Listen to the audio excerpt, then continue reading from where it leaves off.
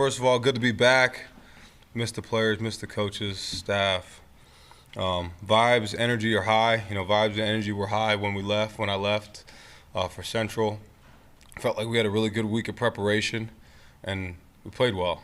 And like we did the same with the Nebraska game, and just wild with the connection of this team. They're just completely locked into the task at hand and what we need to do and how we need to get better. Always things to fix and correct, but how they played was the most important piece. We really emphasized that. It's the how. It wasn't the what. It was the how. And there's things we thought we had to change and fix and do a little bit different, and really adapt to our players and adapt to the people that we have in the building now, not to what we've always done or anything like that. So felt really good about that, and really want to talk about our team, our players, not my week, not what happened. What was Coach Moore doing for 8 days? Like, worry about the players, this team, because the team right now is the most important thing. These players are the most important thing. What they've done, how they've handled everything, how they've done everything, how the coaches have. They've just continued to attack this right now, and that's all I'm worried about. That's all I'm worried about is these players. I got numerous text messages at like 12:05, 12:01. Then seeing all these guys come in yesterday. Just overwhelming love for these players and teams. So that's what I want to talk about, just the players. Start on the left there with Chris. Would you do this? See, there you go. What was it like seeing Rod on the field, and could you sense his presence out there on the plays that he did play? Oh, yeah, so powerful. Rod, when he's just in practice, is just a leader. He's a vocal leader. He's a leader with the team. When he's on the field, he's like a coach. He can make adjustments. He can make calls. Those other guys can't do, but Rod's just a little different because he's done it for so many snaps and such a high level. So, but watching him go out there was magical.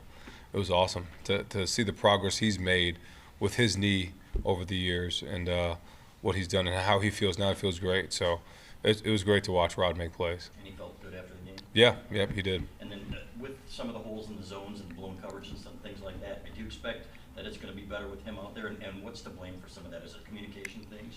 I mean, I think one, it's communication, but they execute too. So there's things that we just got to get fixed, and I know they got fixed right away. So that's a good thing to see. So I credit the staff on what they've done with a bunch of young players, especially in the back end. To watch a guy like Jaden Sanders, who's a true freshman, you don't even notice him. You notice him make plays. You notice him tackle people in the open field. B. Hill regrets that penalty, but he doesn't regret hitting people really hard, and we like when he hits people really hard. So this team is really coming together, young secondary, young guys that are making plays all over the place and showing out, and then obviously the D-line, 7 sacks, that's all you got to say. I mean, that's the D-line, that's the linebackers, that's the scheme, that's the how they're doing it. That's rushing 4, that's rushing 5, that's rushing 3. We got sacks on all of those, so this team is in a great spot. All right, Tony. I know you didn't want to talk about what you did specifically, but were you able to learn anything by watching from a different manager? Just what was it like? I learned that we got a connected team, and it's gonna be fun to go on this adventure for the next quarter of the season. So, treating it like we just ended the first quarter of the season. So, 4 games, then you got to bye. 4 games, then you got another bye. 4 games, and then you got the postseason. So that was the first quarter. We're going in the second quarter, and we're going to go attack it. I think you've been saying that you knew you had a connected team for some weeks, but that, I guess it just reinforced it. And then also just thoughts on Jayshawn Barham on the edge. Yeah, he's a freak. It's a problem for other people. I'm glad it's not our problem. He's got ability, but now he's playing to that ability, and he's doing it consistently. But you saw it really in spring, but then you saw it in training camp how he practiced, because he always had the talent. But we've been around guys with talent that don't ever push it to that level, and he's pushed it to that level, and now you're seeing it. And he's got the chance to be a first-round draft pick if he continues to play that way. And we'll continue to push him, and he continues to push himself. But it's fun to watch him out there on the edge, man. On the left, Isaiah. There was a play where Bryce came to the line and then did a simulated snap, and then Nebraska kind of backed out after doing a simulated pressure. and then Bryce checked into a run, ended up being a big play. Like, what's his maturity level to be able to do that, and speak on just how at that age, is that something that you would expect him to be able to do, or is that just kind of above the norm? I mean, it's both. He is mature beyond his years, so his ability to do that. But this also coaching, and Chip Lindsey doing a great job with teaching him what he needs to do, how he needs to do it. Bryce is really taking ownership of what he needs to do, and also for the staff on how we've created the game plans and what we're doing to allow him to see that.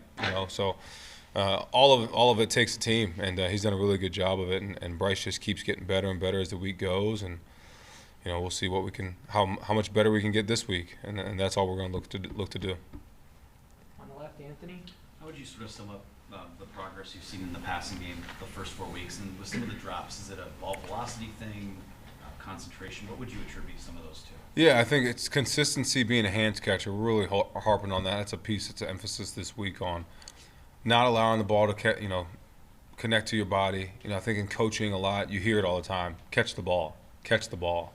What does catch the ball mean? You got to teach people how to catch the ball, whether it's seeing that ball to the tuck, whether it's catching away from your body, whether it's above your navel, catching it thumb to thumb, below, pinky to pinky. Like, there's all these coaching points. So really harping on those things to make those plays we need to, because we can and we have.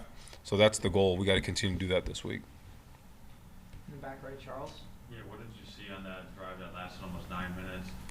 Kind of put the finishing touches on the win, and why is it so important to have sustained drives like that? Man, that drive was incredible. It was like waking up on Christmas morning, seeing all the presents opening up, and then figuring out you got that last present at the end, and you can open that present and be as happy as can be. And you want to end it with a touchdown, but taking 8 minutes, it was 8 minutes and 56 seconds with 15 plays.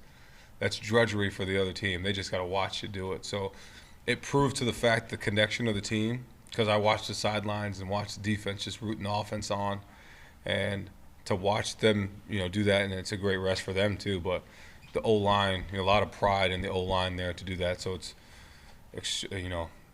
I loved every moment of it, every minute of it. And it was just, first of all, great job by Chip Lindsey and how he called the drive. Smart with the drive, smart with the plays. And talking to him after, I was like, I thought you were going to call this play here.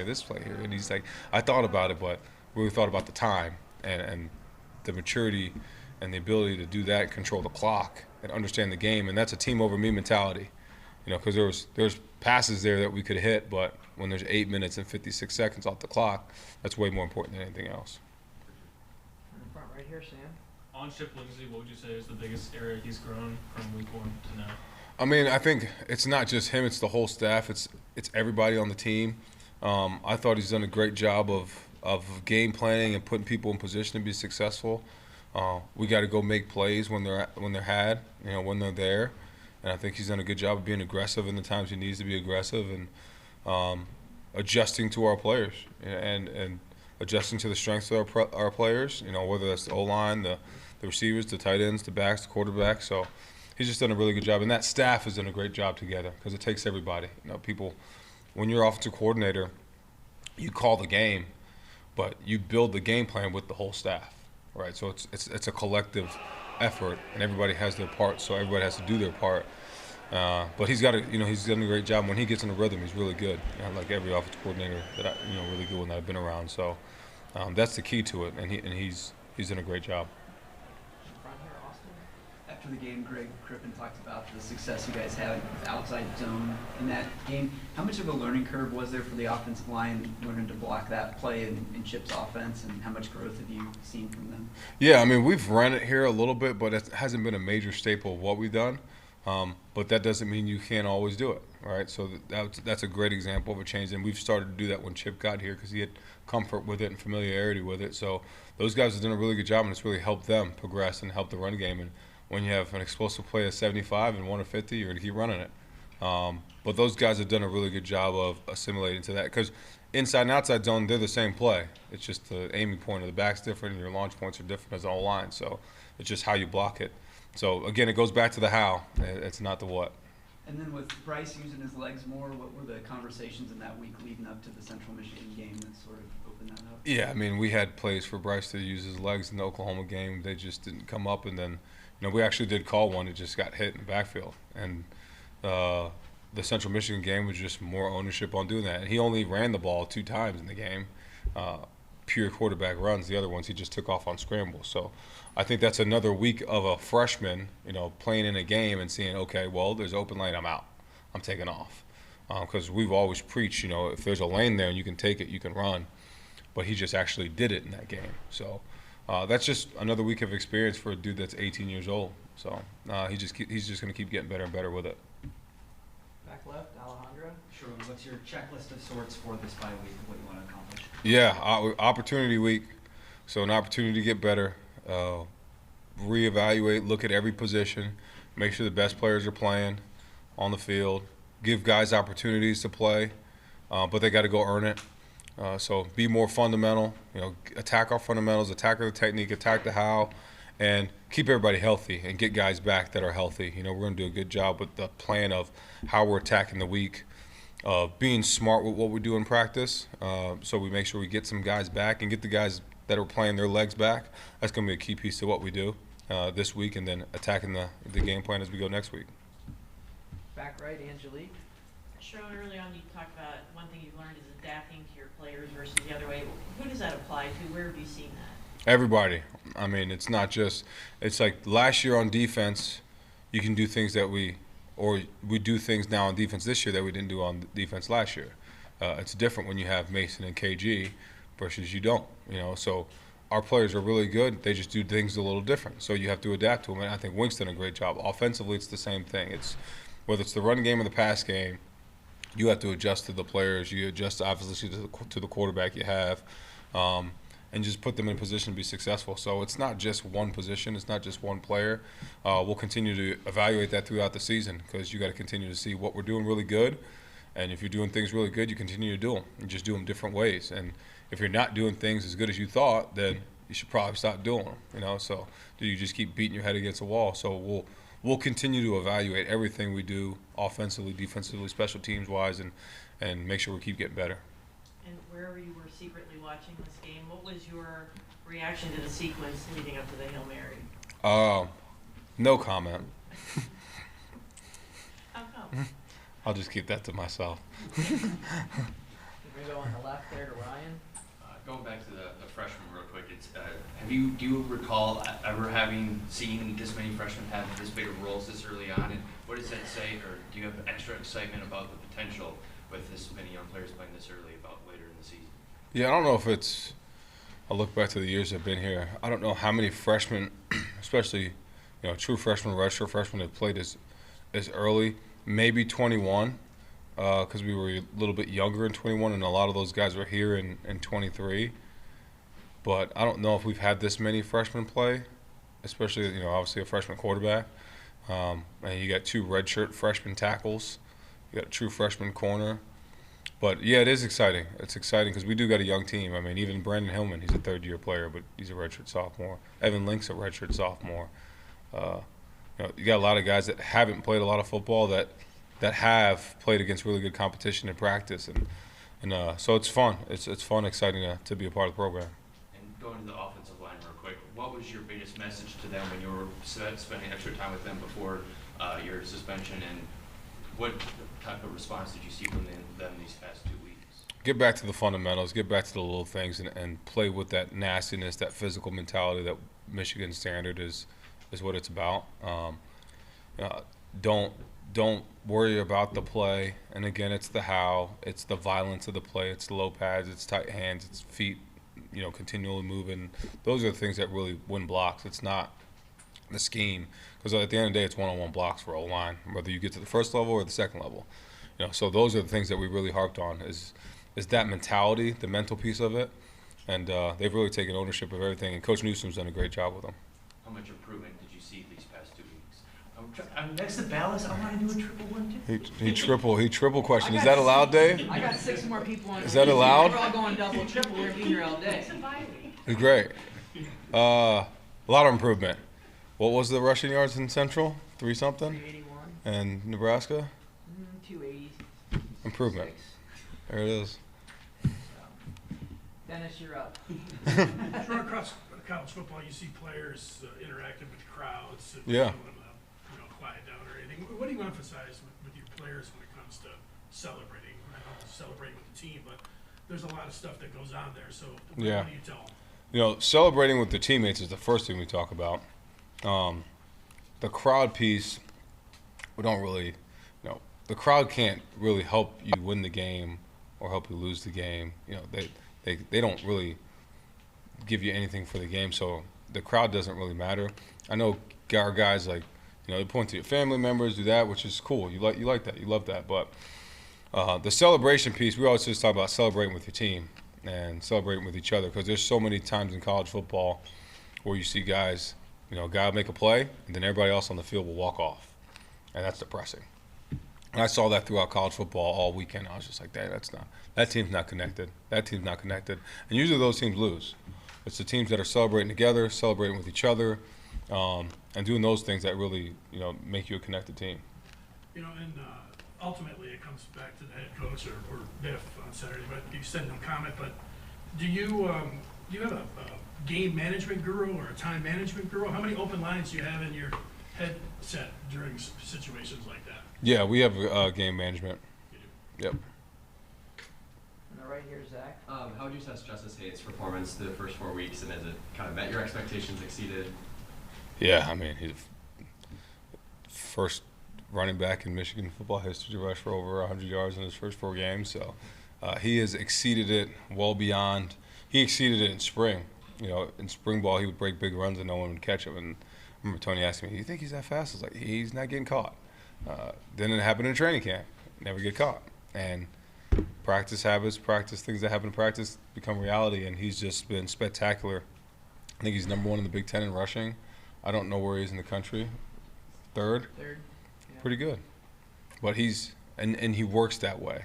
That's how he practices. Sometimes I get mad at him and Tony gets mad at him because he'll run, it'll be at the 15-yard line, and he'll run all the way to the end zone.